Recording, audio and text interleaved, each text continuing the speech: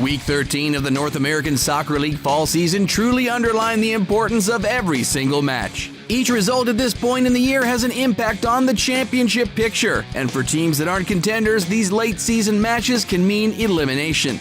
This past weekend featured one elimination, with Indy 11 no longer in contention for a spot in the championship, the league's 4-team postseason tournament. Let's jump into the highlights. We kicked off Week 13 on a Wednesday night as Ottawa Fury FC played host to the Atlanta Silverbacks at TD Place. Going into the game, Fury FC was one of the most improved teams in the league, and that showed in the first half when Brazilian forward Vini Dantas scored off an impressive individual effort. Creates some space for himself. Dantas is in, left foot, 1-0 Ottawa.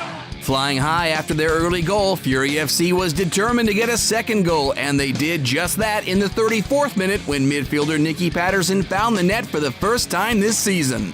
Dantas flips for Oliver, across, goal! That was all the host needed on a beautiful night at TD Place. The final, Fury FC 2, Silverbacks 0.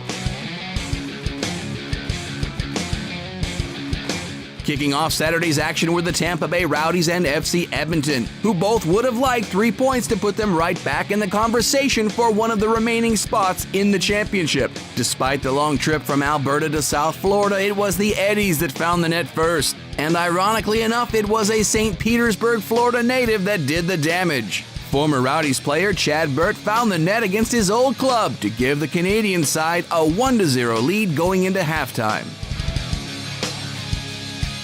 The Rowdies wouldn't go down without a fight, though, and in the 68th minute, Mr. Reliable Georgi Hristov converted a penalty kick to even the score. That would be it for the goals, and both teams would leave Saturday night disappointed not to get the 3 points. The final, Rowdies 1, FC Edmonton 1. Perhaps the biggest result of the night came at Lockhart Stadium in Fort Lauderdale. The Strikers nearly got off to the perfect start after a handball from the visitors, but Mark Anderson's penalty kick was saved well by RailHawks goalkeeper Akira Fitzgerald. Putting the penalty miss behind him, Anderson bounced back to find the net in the 59th minute, a goal that could prove to be the biggest one of the year for the Strikers. The 1-0 score would hold. The final, Strikers 1, RailHawks 0. The Indy 11 may have had a tough start to life in the NASL this year, but they have played the defending champion New York Cosmos tougher than any other team in the league.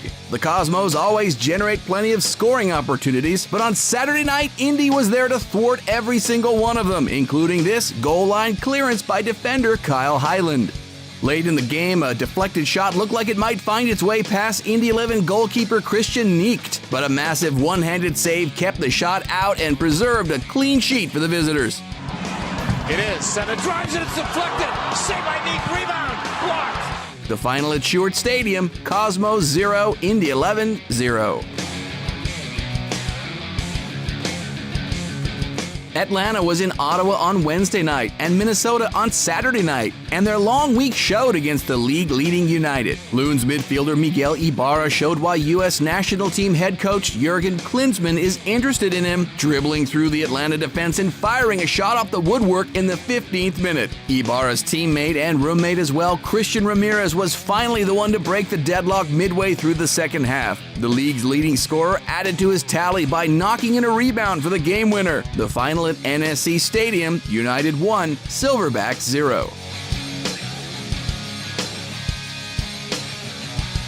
Fury FC played its second game of the week down in San Antonio, where the Scorpions were trying to keep pace with United in the fall season title race. Despite Fury FC's good run of form recently, the Scorpions were the ones to get on the board first, with midfielder Rafael Castillo's long ball finding its way through traffic and into the net for a 1-0 lead.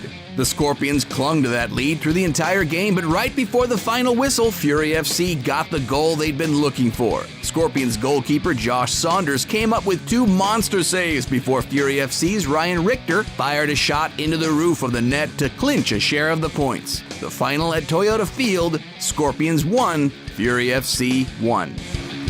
With the draw, the Scorpions lost 2 points on United in the fall season title race and now trail the Loons by 4 points with 4 games to play. FC Edmonton held on to third place with their draw in Tampa Bay.